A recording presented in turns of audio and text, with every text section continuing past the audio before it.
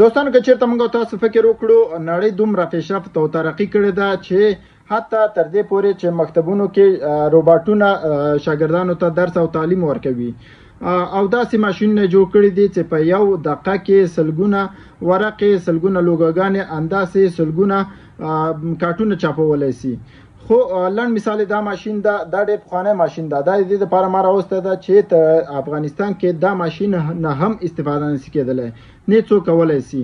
او دا ماشین هم په افغانستان کې نه څوک جوړولی سي. که چیرته موږ او تاسو هم انسانان یو موږ او تاسو هم فکر سوچ لرو باید چې ترقي وکړو باید چې پیشرفت وکړو باید چې دولت موږ ته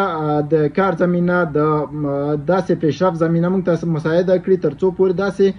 نوآوریانې سړی وکړي او داسې نوآوریانې لکه مختلف شیانو کې نوآوریان او کارونه باید چې وکړي. نو ټول انسانان موږ او تاسو هغوی چې جوړولی سي ولې موږ او تاسو یې نسو جوړولی د خاطر یې نسو جوړولی چې موږ ته د هغه زمینه نه مساعد کیږي تر څو پورې موږ او تاسو پیشرفت وکړو په ژوند کې. نو د دولت نه او د نورو ارګانونو نه موږ دا درخواست ده تر څو پورې